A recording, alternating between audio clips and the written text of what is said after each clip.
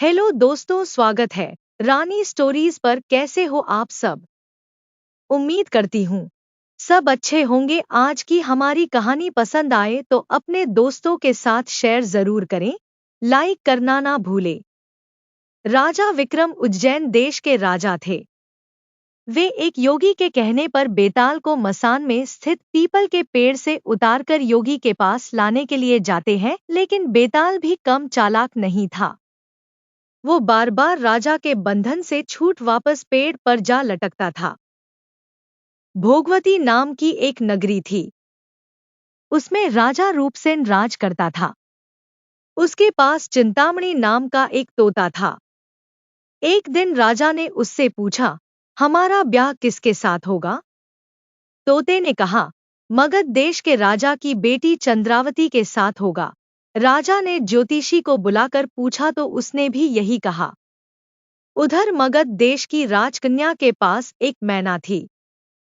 उसका नाम था मदन मंजरी। एक दिन राजकन्या ने उससे पूछा कि मेरा विवाह किसके साथ होगा, तो उसने कह दिया कि भोगवती नगर के राजा रूपसेन के साथ। इसके बाद दोनों का विवाह हो गया। रानी के साथ उसकी मैना भी आ गई। राजा रानी ने तोता मैना का ब्याह करके उन्हें एक पिंजरे में रख दिया। एक दिन की बात कि तोता मैना में बहस हो गई। मैना ने कहा, आदमी बड़ा पापी, दगाबाज और अधर्मी होता है। तोते ने कहा, स्त्री झूठी, लालची और हत्यारी होती है। दोनों का झगड़ा बढ़ गया तो राजा ने कहा, क्या बात है, तुम आपस में लड़ते क्यों हो? मैना ने कहा, महाराज, मर्द बड़े बुरे होते हैं। इसके बाद मैना ने एक कहानी सुनाई। इलापुर नगर में महाधन नाम का एक सेठ रहता था। विवाह के बहुत दिनों के बाद उसके घर एक लड़का पैदा हुआ। सेठ ने उसका बड़ी अच्छी तरह से लालन पालन किया, पर लड़का बड़ा होकर जुआ खेलने लगा। इस बीच सेठ मर गया। लड़के ने अपना सारा धन जुए में खो दिया। जब पास में कुछ न बचा तो वह नगर छोड़कर चंद्रपुरी नामक नगरी में जा पहुंचा। वहां हेमगुप्त नाम का साहूकार रहता था। उसके पास जाकर उसने अपने पिता का परिचय दिया और कहा कि मैं जहाज लेकर सौदागरी करने गया था। माल बेचा, धन कमाया, लेकिन लौटते में समुद्र में ऐसा तूफान आया कि जहाज डूब गया और मैं जैसे तैसे बचकर यहाँ आ गया। उस सेठ की एक लड़की थी, रत्नावती। सेठ को बड़ी खुशी हुई कि घर बैठे इतना अच्छा लड़का मिल गया। उसने उस लड़के को अपने घर में रख लिया और कुछ दिन बाद अपनी लड़की से उसका ब्याह कर दिया। दोनों वहीं रहने लगे। अंत में एक दिन वहां से विदा हुए। सेठ ने बहुत सा धन दिया और एक दासी को उनके साथ भेज दिया। रास्ते में एक जंगल पड़ता था। वहां आकर लड़के ने स्त्री से कहा, यहाँ बहुत डर है, तुम अपने गहने उतारकर मेरी कमर में बांध दो। लड़की ने ऐसा ही किया। इसके बाद लड़के ने कहारों को धन देकर डोले को वापस करा दिया और दासी को मारकर कुएं में डाल दिया। फिर स्त्री को भी कुएं में पटक कर आगे बढ़ गया। स्त्री रोने लगी। एक मुसाफिर उधर जा रहा था। जंगल में रोने की आवाज सुनकर वह वहां आया, उसे कुएं से निकालकर उसके घर पहुंचा दिया। स्त्री ने घर जाकर माँ बाप से कह दिया कि रास्ते में चोरों ने हमारे गहने छीन लिए और दासी को मारकर मुझे कुएं में ढकेल कर भाग गए।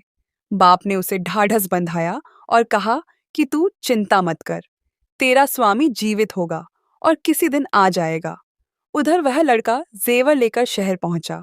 उसे तो जुए की लत लगी थी। वह सारे गहने जुए में हार गया। उसकी बुरी हालत हुई तो वह यह बहाना बनाकर कि उसके लड़का हुआ है, फिर अपनी ससुराल चला। वहां पहुंचते ही सबसे पहले उसकी स्त्री मिली। वह बड़ी खुश हुई। उसने पति से कहा, आप कोई चिंता न करें, मैंने यहाँ आकर दूसरी ही बात कही है। जो कहा था वह उसने बता दिया। सेठ अपने जमाई से मिलकर बड़े प्रसन्न हुए और उन्होंने उसे बड़ी अच्छी तरह से घर में रखा। कुछ दिन बाद एक रोज जब वह लड़की गहने पहने सो रही थी, उसने चुपचाप छुरी से उसे मार डाला और उसके गहने लेकर चंपत हो गया। मैना बोली, महाराज, यह सब मैंने अपनी आंखों से देखा। ऐसा पापी होता है आदमी। राजा ने तोते से कहा, अब तुम बताओ कि स्त्री क्यों बुरी होती है? इस पर तोते ने यह कहानी सुनाई। कंचनपुर में सागर दत्त नाम का एक सेठ रहता था। उसके श्री दत्त नाम का एक लड़का था। वहां से कुछ दूर पर एक और नगर था, श्री विजयपुर। उसमें सोमदत्त नाम का सेठ रहता था। उसके एक लड़की थी, वह श्री दत्त को ब्याही थी। ब्याह के बाद श्री दत्त व्यापार करने परदेश चला गया। 12 बरस हो गए और वह न आया तो जयश्री व्याकुल होने लगी। एक दिन वह अपनी अटारी पर खड़ी थी कि एक आदमी उसे दिखाई दिया। उसे देखते ही वह उस पर मोहित हो गई। उसने उसे अपनी सखी के घर बुलवा लिया। रात होते ही वह उस सखी के घर चली जाती और रात भर वहां रहकर दिन निकलने से पहले ही लौट आती। इस तरह बहुत दिन बीत गए। इस बीच एक दिन उसका पति परदेश से लौट आया। स्त्री बड़ी दुखी हुई, अब वह क्या करे। पति हारात का था। जल्दी ही उसकी आंख लग गई और स्त्री उठकर अपने दोस्त के पास चल दी। रास्ते में एक चोर खड़ा था। वह देखने लगा कि स्त्री कहाँ जाती है। धीरे धीरे वह सहेली के मकान पर पहुंची। चोर भी पीछे पीछे गया। संयोग से उस आदमी को सांप ने काट लिया था और वह मरा पड़ा था। स्त्री ने समझा सो रहा है। वहीं आंगन में पीपल का एक पेड़ था जिस पर एक पिशाच बैठा यह लीला देख रहा था। उसने उस आदमी के शरीर में प्रवेश करके उस स्त्री की नाक काट ली और फिर उस आदमी की देह से निकलकर पेड़ पर जा बैठा। स्त्री रोती हुई अपनी सहेली के पास गई। सहेली ने कहा कि तुम अपने पति के पास जाओ और वहां बैठकर रोने लगो। कोई पूछे तो कह देना कि पति ने नाक काट ली है। उसने ऐसा ही किया। उसका रोना सुनकर लोग इकट्ठे हो गए। आदमी जाग उठा। उसे सारा हाल मालूम हुआ तो वह बड़ा दुखी हुआ। लड़की के बाप ने कोतवाल को खबर दे दी। कोतवाल उन सबको राजा के पास ले गया।